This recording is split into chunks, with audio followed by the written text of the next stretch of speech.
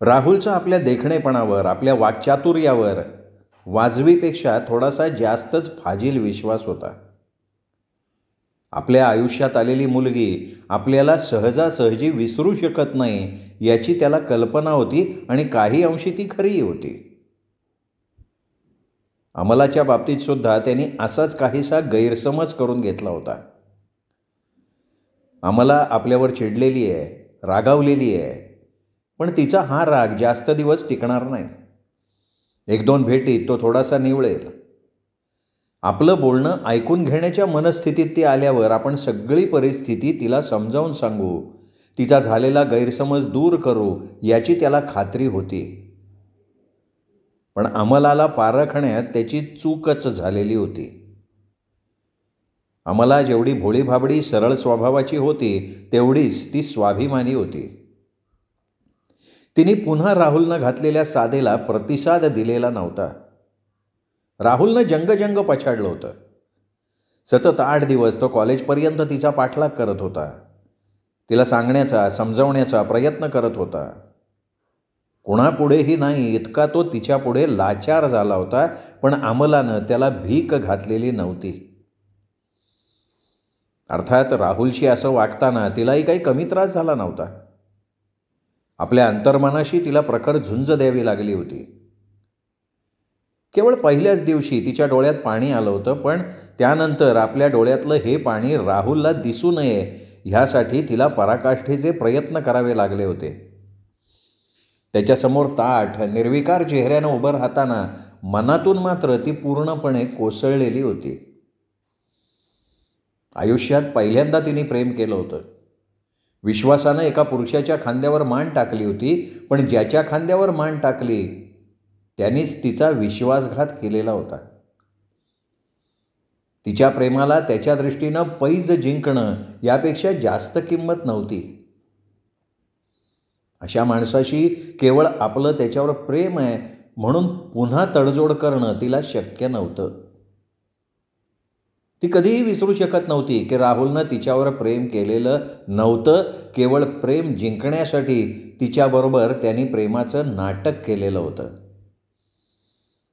त्याचं प्रेम दुसऱ्याच कुठल्या तरी मुलीवर होतं आणि आत्ताचं त्याचं आपल्याभोवती घिरट्या घालणं, आपल्यावर खरोखर प्रेम असल्याचा दावा करणं हाही केवळ त्याच्या स्वार्थाचा एक भाग असला पाहिजे. कदाचित ज्या मुलीवर त्याचं प्रेम होतं तिने त्याला धुडकावलं असलं पाहिजे, म्हणूनच तो आता आपल्याकडे आकर्षित झालेला असावा. आपल्यावर प्रेम असल्याचा साक्षात्कार त्याला आत्ता झालेला असावा. आणि अशीच आणखीन कोणी तिसरी भेटली की मग ह्या आणि असल्या विचारांनी तिने राहुलकडे पूर्णपणे दुर्लक्ष केलेलं होतं. राहुलला मात्र तिच्याकडून एवढ्या कडव्या प्रतिक्रियेची अपेक्षा नव्हती आणि म्हणूनच अमलाच्या ह्या उपेक्षित वागवण्यानं तो कमालीचा निराश झालेला होता. तसं पाहिलं तर राहुल मनानं अतिशय सरळ साधा होता, काहीसा सेंटिमेंटल स्वभावाचा सुद्धा. या पोरींवरनं पैजा मारण्याच्या चक्रात तो अगदी अजाणता अडकला गेला होता. 7 वर्षांचा असताना आईचं मायेचं छत्र त्याच्या डोक्यावरनं काढून घेतलं गेलं होतं. आईच्या प्रेमाला म्हणजेच पर्यायानं स्त्रीच्या प्रेमाला तो वंचित झालेला होता. त्याच्या वडिलांनी दुसरा विवाह केला नव्हता, पण ते विलक्षण शिस्तप्रिय स्वभावाचे गृहस्थ होते. छोट्या छोट्या चुकांवरनं ते त्याला फटकारत होते. शिस्तीच्या बडग्याखाली त्याचं कोवळं मन चिरडलं जात आहे याचा त्यांनी कधीही विचार केला नसणार. याच शिस्तीच्या पायी आणि राहुलला योग्य वळण लागावं ह्यासाठी 10व्या वर्षी त्याला त्यांनी हॉस्टेलमध्ये टाकलेलं होतं. त्याचं कॉलेजचं शिक्षणही असंच हॉस्टेलमध्ये राहून झालं होतं आणि आत्तासुद्धा तो एका लॉजमध्ये राहून नोकरी करत होता. त्याच्या वडिलांची इच्छा होती त्याने डॉक्टर व्हावं, पण कॉलेजमध्ये राहुलचं अभ्यासाकडे काहीसं दुर्लक्ष झालं. परिणामी प्री मेडिकलला त्याला क्लास मिळाला नाही आणि त्यामुळे मेडिकलला त्याला ॲडमिशन नाकारण्यात आली. म्हणून मग राहुलनं पुढे BSc पूर्ण केलं. बरं, वडिलांनी शिक्षण पूर्ण झाल्यावर त्याला परत आपल्याकडे बोलवलं होतं. डॉक्टर नाही तर नाही, निदान त्यांनी आता आपल्याला आपल्या बिझनेसमध्ये मदत करावी अशी त्यांची इच्छा होती. पण राहुलनं त्यांचं काही एक न ऐकता एका औषध कंपनीत मेडिकल रिप्रेझेंटेटिव्ह म्हणून नोकरी पत्करली होती. तसा वडिलांबद्दल त्याच्या मनात काही आकस नव्हता. ज्या वातावरणात तो वाढला होता त्याबद्दलही त्यांनी कधी कोणाजवळ तक्रार केली नव्हती किंवा आपल्या वाटेला आलेल्या दुर्भाग्याचं कोणासमोर प्रदर्शनसुद्धा केलं नव्हतं. पण एकंदरच त्याच्या वागण्यात एक प्रकारची मी करीन ती पूर्व दिशा ही वृत्ती आलेली होती. तर लहानपणापासून तो असा स्त्रीच्या प्रेमाला वंचित झाल्यामुळे कॉलेजमध्ये जेव्हा तो अशा पोरींवरनं पैजा लावून त्यांच्याशी प्रेमाचं नाटक करायला लागला तेव्हा स्त्रीकडून आपल्याला हवं असणारं प्रेम तो मिळवायचा. पण एका पोरीकडनं दुसऱ्या पोरीकडे वळताना त्या मुलीच्या भावनेचा विचार त्याच्या मनात कधीच यायचा नाही.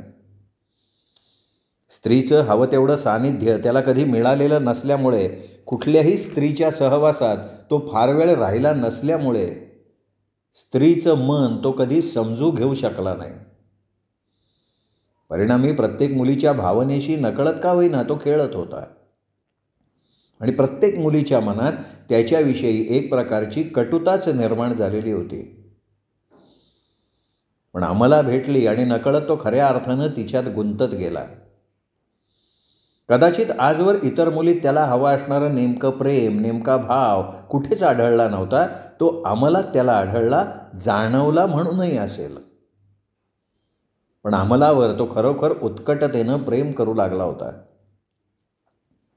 स्त्रीविषयी त्याच्या मनात असणारी उत्कट भावना कदाचित त्याच्याही जाणीवे पलीकडची त्याला अमलाच्या सहवासात जाणवून गेलेली असावी.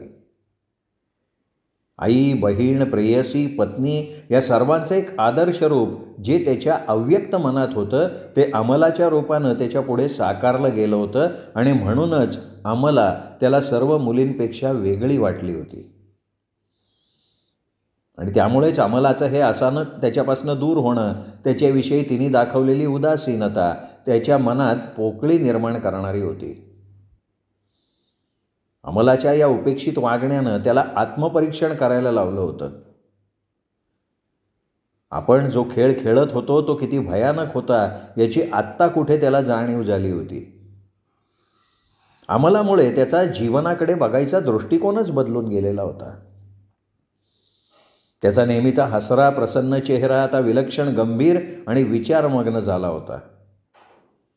प्रत्येक गोष्टीचा वरवर विचार करणारी त्याची प्रवृत्ती नाहीशी झालेली होती.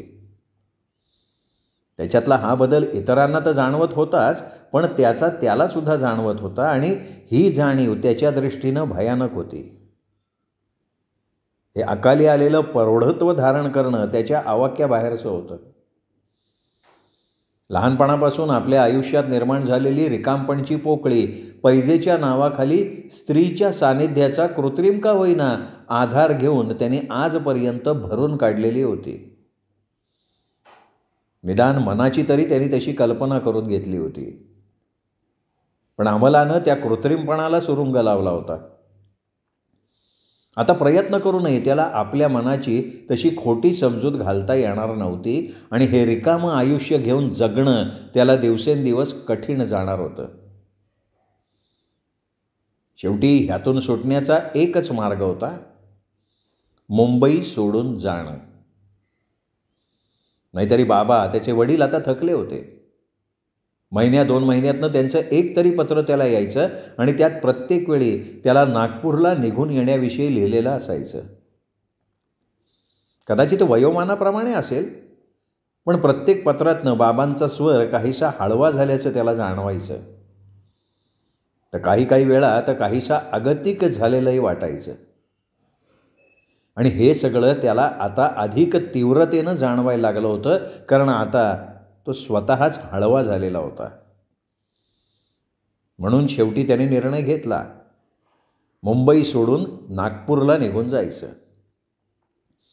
प्रेमभंगाचं प्रचंड ओझं सांभाळत मुंबईत राहण्यापेक्षा नागपूरला जाऊन बाबांच्या छायेखाली राहायचं, त्यांचा बिझनेस सांभाळायचा. निदान कर्तव्यपूर्तीचं तेवढं तरी समाधान मिळेल. आणि अमलाला आपण विसरू शकलो नाही तरी निदान तिच्या आठवणींची तीव्रता त्यामुळे कमी होईल अशीही त्यानं मनाची समजूत घातली होती. आणि एक दिवशी नोकरीचा राजीनामा देऊन राहुल नागपूरला निघून गेला. नीरू आली तेव्हा सुप्रिया आपल्या बेडरूममध्ये ड्रेसिंग टेबलासमोर बसून आपल्या बॉब केलेल्या केसांवरनं ब्रश फिरवत होती. नीरूला पाहताच सुप्रिया प्रसन्नपणे हसली. हातातला ब्रश टेबलावर ठेवत म्हणाली, काय ग, कुठे बेपत्ता झाली होतीस इतक्या दिवस? छान चोराच्या उलट्या म्हणतात ना त्या अशा.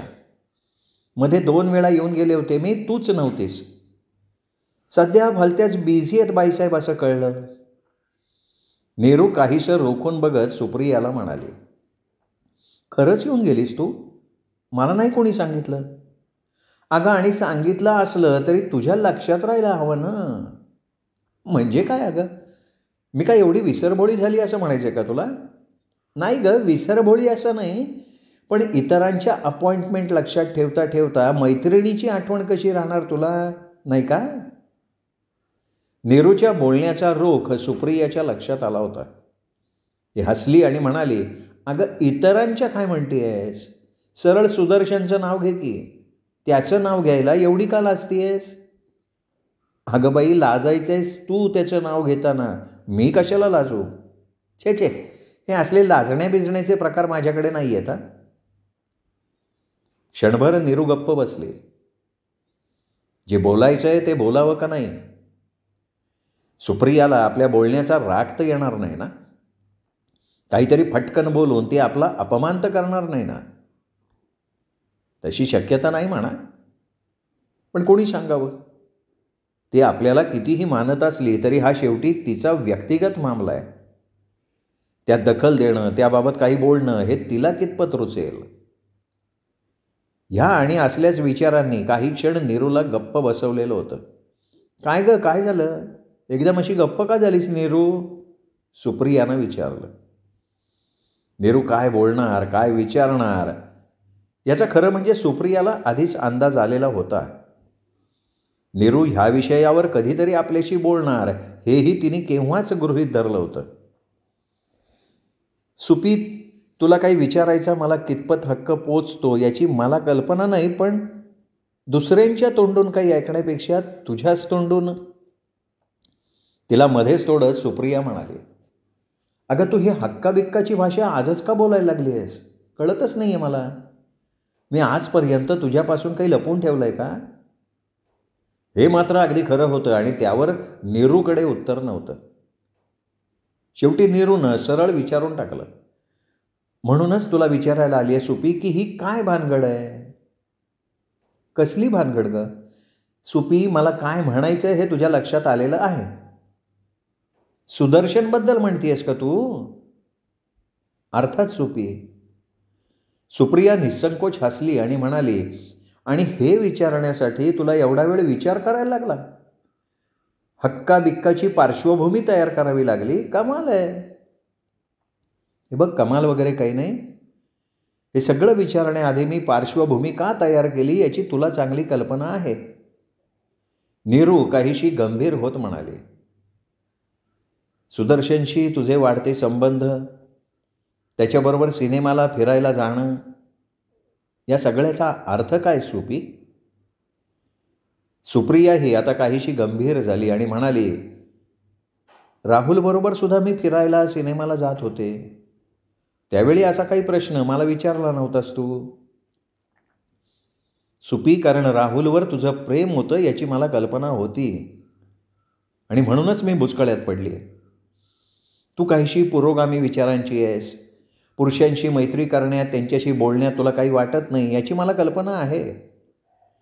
पण राहुल व्यतिरिक्त इतर कोणाही बरोबर तो अशी सिनेमाला फिरायला गेल्याचं मी पाहिलेलं नाही ना, म्हणूनच. आता एवढं तुला माहिती आहे नीरू, तर तू ते ओळखायला पाहिजेस.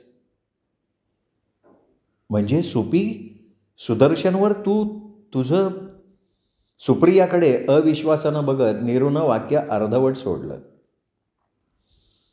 सुप्रिया नंतर शांतपणे म्हणाली, हो नीरू, मी सुदर्शनशी लग्न करायचं ठरवलंय. नीरूला हा प्रचंड धक्का होता. सुप्रिया आजकाल सुदर्शनबरोबर फिरते, तिचे आणि त्याचे संबंध बरेच घनिष्ठ झालेत, या सगळ्याची कल्पना नीरूला होती आणि त्यातून तिने काढलेला अर्थही अगदी सरळ होता. तिच्या मते सुप्रिया हे मुद्दामून जाणून बुजून करतीये, केवळ राहुलला जळवण्यासाठी ती असा सुदर्शनचा उपयोग करून घेतीये. पण सुप्रिया हा असा निर्णय घेईल याची मात्र तिला अजिबात कल्पना नव्हती. हे ऐकून तुला धक्का बसलेला दिसतोय नीरू, हो ना?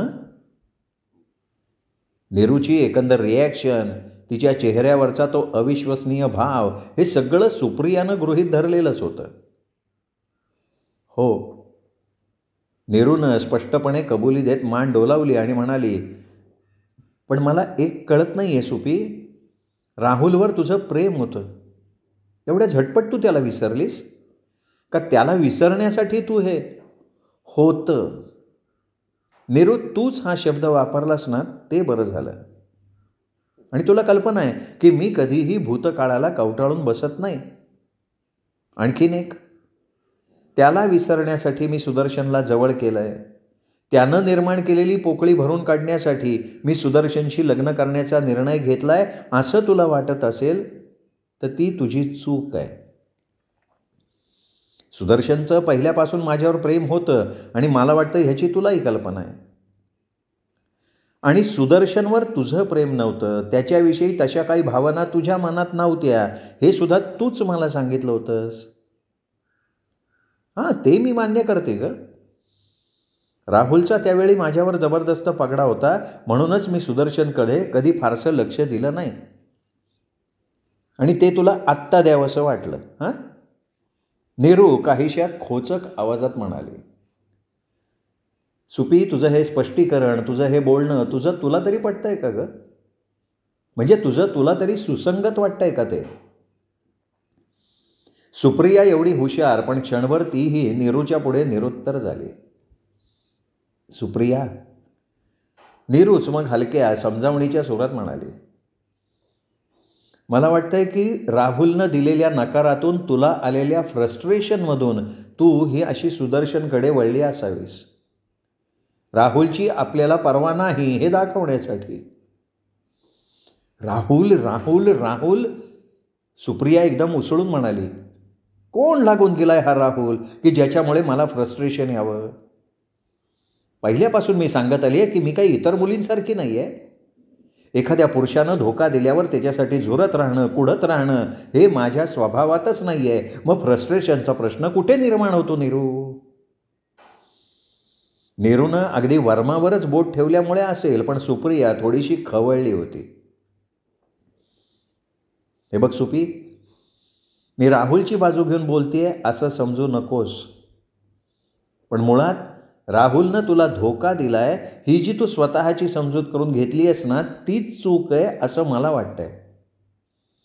नीरू, तू असं बोलावंस? तुला सगळं माहिती असताना? सुप्रिया काहीशा आश्चर्यानं म्हणाली. सुपी, मला सगळं माहिती आहे म्हणूनच मी हे बोलतीये. राहुलनं कधीही तुझ्यावर प्रेम आहे असं स्पष्ट शब्दात तुला सांगितलेलं नव्हतं. तो नेहमीच तुझ्याशी एक दोस्त ह्याच नात्यानं वागत आलेला होता. त्यांनी कधी चुकूनही तुला स्पर्श केलेला नाही असं तूच मला सांगितलंस. असं असताना तू त्या दिवशी जो काही तमाशा केलास तो म्हणजे खरं तर मला अजिबात आवडलेला नाही. उगाचच एखाद्याच्या गळ्यात पडल्यासारखा प्रकार होता तो. म्हणजे मी स्वतःहून त्याच्या गळ्यात पडत होते. नीरू, तुला कल्पना आहे, मी तुझ्यासमोर एक दोनदा त्याला स्पष्ट शब्दात विचारलेलं होतं. त्याचं माझ्यावर प्रेम नव्हतं तर त्यांनी तसं स्पष्ट शब्दामध्ये मला सांगायला पाहिजे होतं, पण प्रत्येक वेळी त्यांनी तसं काही सांगायचं टाळलं. विचारलं की जेव्हा माझी खात्री पटेल की माझं तुझ्यावर प्रेम आहे तेव्हा मी तुला स्वतःच सांगेन. म्हणजे धड हा नाही आणि स्पष्टपणे ना सुद्धा नाही. त्यांनी सतत मला अधांतरी लटकवून ठेवलं. वास्तविक त्याच वेळी मी त्याला तोडून टाकायला हवं होतं. त्याच्या बोलण्याचा एकंदर आविर्भाव असा होता की मनात आलं तर तो अगदी दया वगैरे येऊन एखाद्या भिकाऱ्याच्या झोळीत भाकरीचा तुकडा टाकावा ना, तसा प्रेमाचा तुकडा उपकार केल्यासारखा माझ्या झोळीत टाकणार होता तो. आणि मीही एखाद्या भिकाऱ्यासारखी त्याच्या ह्या भिकेची वाट बघत बसले होते. आत्ता इथे आठवलं ना की माझी मला शरम वाटते. मी अशी कशी लाचार झाले होते का? कदाचित मनात आशा होती की माझ्यावर त्याचं प्रेम आहे. केवळ त्याच्या नेहमीच्या स्वभावामुळे तो ते स्पष्टपणे कबूल करत नाही आहे. आपल्यासाठी स्त्रीनं झुरावं यात पुरुषाला एक प्रकारचा मानसिक आनंद होत असतो. त्याच्या पुरुषत्वाचा अहम कुरवाळला जात असतो. आणि राहुलला मी तसंच समजले. एक प्रकारे तो माझ्या भावनेशी खेळत नव्हता का? आता त्यांनी तुला धोका दिलाय अशा स्वतःची समजूत करून घेतली आहेस असं म्हणतीयस. तुझ्या बोलण्यामागचा आशय माझ्या लक्षात आलाय. धोक्याची तुझी व्याख्या काय आहे हे सुद्धा माझ्या लक्षात आलंय. त्यांनी माझ्या शरीराला स्पर्श केला असता, माझ्या शरीराचा उपभोग घेऊन मला सोडून दिलं असतं तर तो धोका होऊ शकला असता. एवढी सरळ साधी स्पष्ट व्याख्या तू केली आहेस.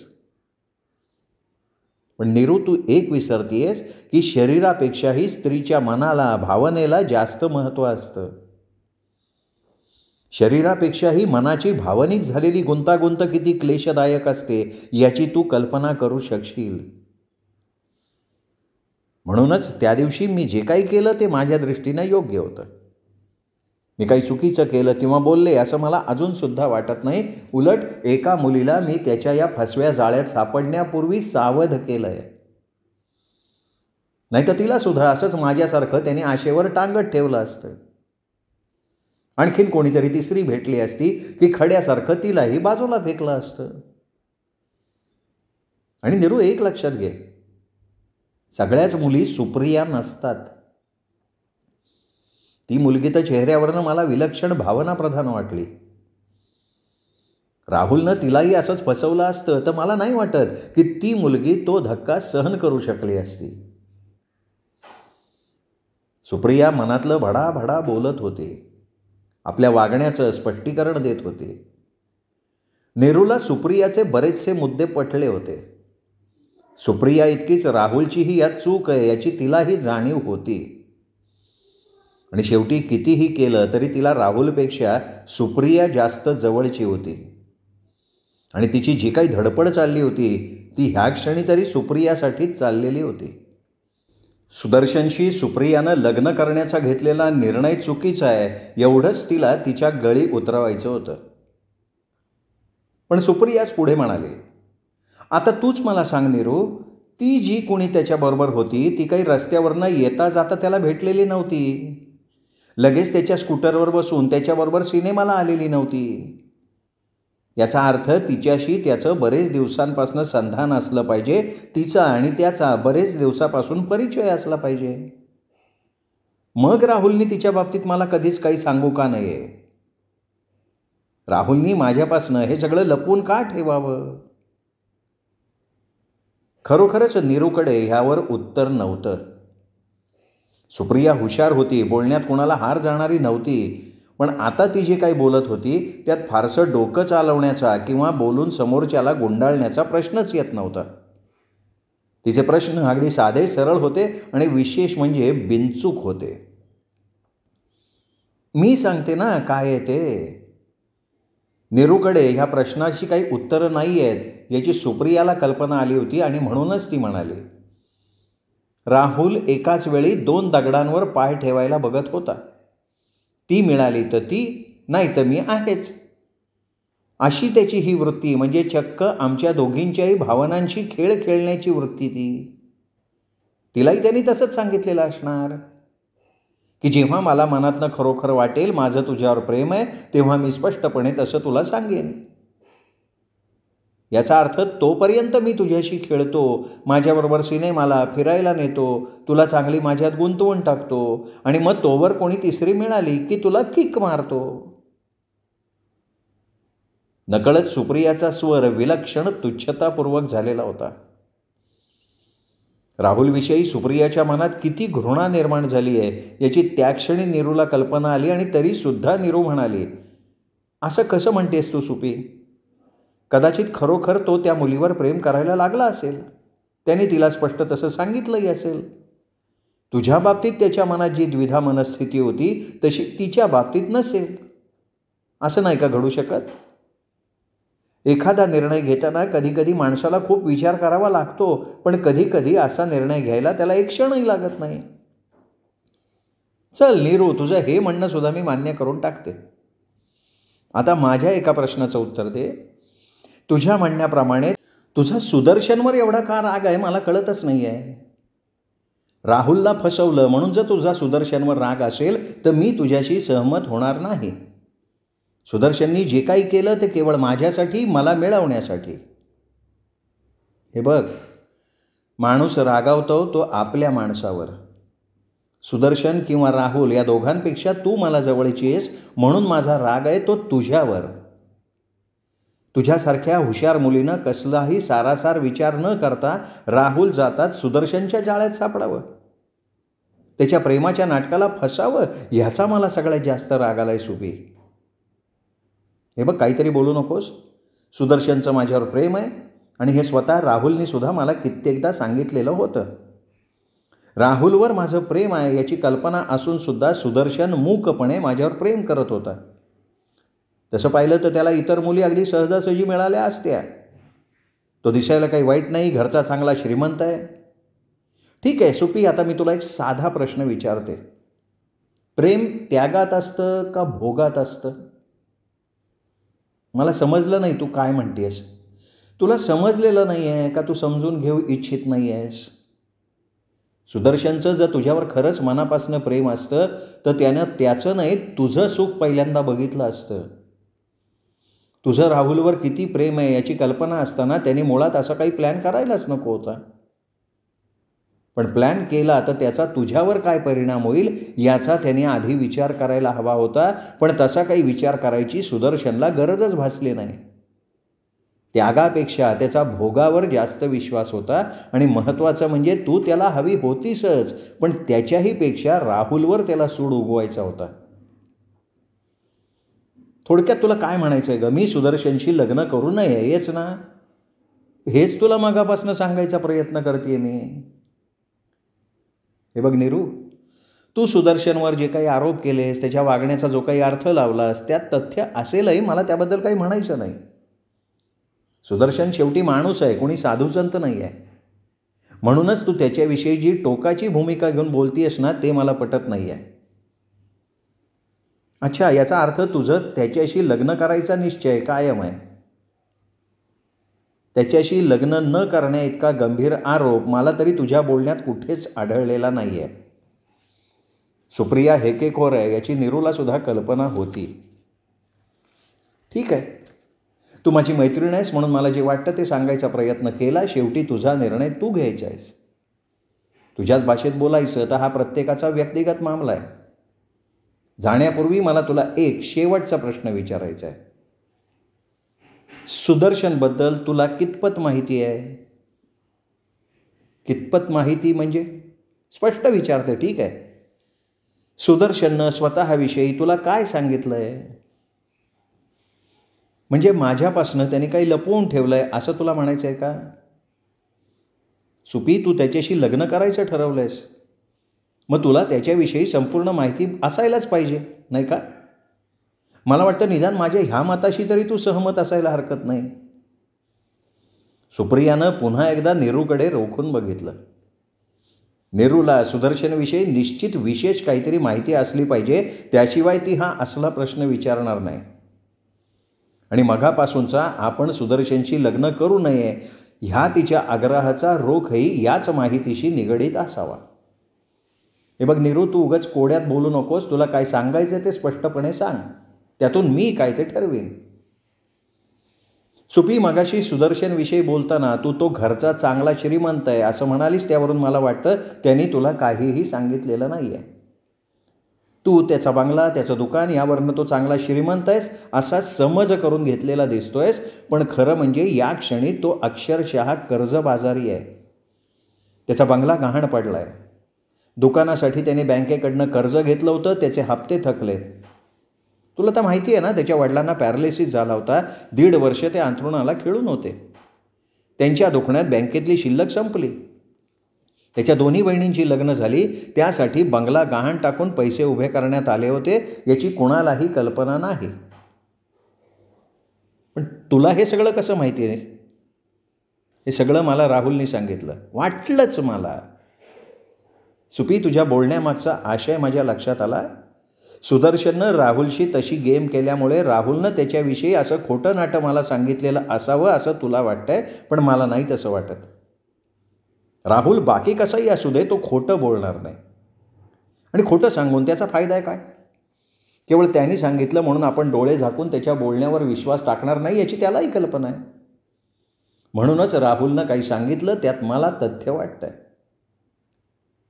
अगं पण राहुलला हे सगळं माहिती होतं तर त्यांनी आजपर्यंत आपल्याला यातलं कसं सांगितलं नाही काही? सुपी, अगं हाच तर राहुल आणि सुदर्शनमधला फार मोठा फरक आहे. सुदर्शननं राहुलला आपला कधीच मित्र मानलं नाही. तसं नसतं तर राहुलला असं आपल्या स्वार्थासाठी जाळ्यात त्यांनी कधीच अडकवलं नसतं. उलट राहुल सुदर्शनला आपला जीवश्च कंठश्च मित्र मानत होता. म्हणूनच आपल्या मित्राची झाकलेली मूठ त्यांनी कुणासमोर उघडी केलेली नाही. आत्तासुद्धा त्यांनी मला हे सगळं सांगितलं ना, ते केवळ आवेगाच्या भरात, अंमलानं त्याला झिडकारल्यामुळे आलेल्या नैराश्याच्या भावनेतनं. शिवाय मुंबई सोडून कायमचा नागपूरला जाण्यास भाग पाडायला सुदर्शन होता म्हणूनही त्याच्यावर राग असायची शक्यता आहे. सुप्रिया यावर काही बोलली नाही. नीरूचं म्हणणं तिला पटलं होतं. राहुलनं सुदर्शनविषयी कधीही आधी कोणा शब्द तोंडातनं काढलेला नव्हता. सुदर्शनचा जेव्हा केव्हा विषय निघायचा तेव्हा राहुल त्याच्याविषयी नेहमीच चांगलंच बोलायचा. अर्थात हे सगळं पटलं असलं तरी राहुलविषयी सुप्रियाच्या मनात असलेली आढी कमी झाली नव्हती. राहुलनं तिच्याशी, तिच्या भावनांशी केलेला खेळ ती विसरू शकत नव्हती. राहुलनं तिच्या मनातलं स्थान कधीच गमावलं होतं. प्रेम तर बाजूला, त्याच्याविषयी थोडीफार सहानुभूतीसुद्धा आत्ता तिला वाटत नव्हती. म्हणूनच राहुल मुंबई सोडून नागपूरला निघून गेलाय हे ऐकून तिला फारसं काही वाटलं नाही. पण सुदर्शनविषयी नीरूनं जे काही सांगितलं ते ऐकून ती थोडी विचारात पडली. सुपी, आता एवढं सगळं बोललेच आहे तर माझ्या मनातली आणखीन एक शंका बोलून दाखवते. अर्थात राहुलनं सुदर्शनविषयी हे सगळं सांगितल्यावर माझ्या मनात ही शंका आली आहे हे लक्षात घे. कदाचित ती खोटीही असेल. देव करो ती खोटी ठरो, मला मनापासून वाटतंय. सुपी, तू श्रीमंत आहेस त्याहीपेक्षा महत्त्वाचं म्हणजे एकुलती एक आहेस. तुझ्या वडिलांचं जे काही आहे ते शेवटी सगळं तुझंच आहे.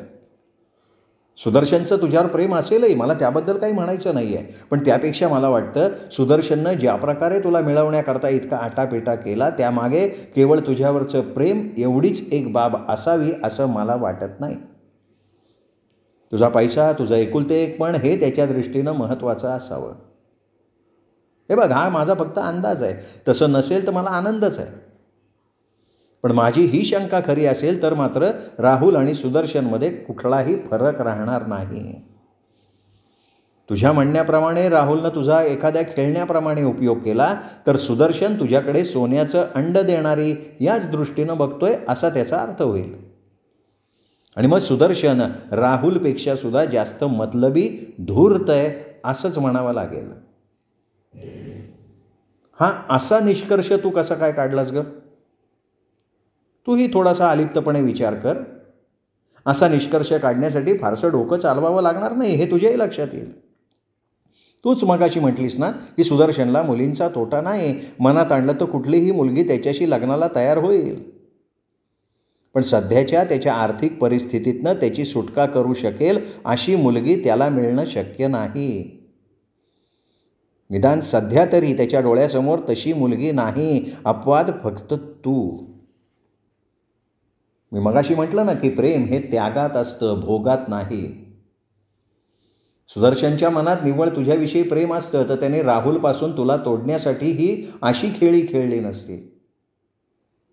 मला काय म्हणायचं आहे हे तुझ्या लक्षात येत आहे ना सुपी? हे बघ सुपी, मला जे वाटलं, जे मनात आलं ते मी सांगितलं. तुझी फसवणूक होऊ नये ही माझी इच्छा. सुदर्शनविषयी माझ्या मनात कसलीही कटुता नाही. तो वाईट आहे असंही मला म्हणायचं नाही. फक्त तू जो काही निर्णय घेतला आहेस त्यात तू कुठेही धोका खाऊ नयेस. उघड्या डोळ्यांनी आणि सगळ्या बाजूंनी विचार करून तू पुढे पाऊल टाकावं इतकंच मला म्हणायचं आहे. नीरूनं क्षणभर सुप्रिया काही बोलेल म्हणून वाट बघितली. पण सुप्रियाचा चेहरा विलक्षण गंभीर झाला होता. तशी मग नीरू उठली आणि म्हणाली, निघते मी, बराच उशीर झालाय, आई वाट बघत असेल. आणि मी जे काही बोलले त्याचा राग मानू नकोस. राहावलं नाही म्हणून हे सगळं तुला सांगितलं. शेवटी तुझा निर्णय तुलाच घ्यायचा आहे. निघू? सुप्रियानं नुसती मान डोलावली. नीरूच्या लक्षात आलं की आपण सांगितलं म्हणून सुप्रिया चटकन त्याच्यावर विश्वास ठेवणार नाही, पण त्याचबरोबर जे काही सांगितलं त्याचा शहानिशा केल्याशिवाय ती राहणार नाही. तेवढं तिने केलं तरी खूप झालं. आपलं कर्तव्य आपण केलं. आता ती आणि तिचं नशीब. समोर खड्डा आहे हे सांगूनही माणसं जर जाणून बुजून त्या खड्ड्यात पाय टाकणार असतील तर आपण तरी काय करणार, नाही का? श्रोते हो, सुरेश वैद्य लिखित दुहेरी या कादंबरीचा हा भाग इथेच संपला. पुढचा भाग उद्या. तोपर्यंत नमस्कार मित्रहो.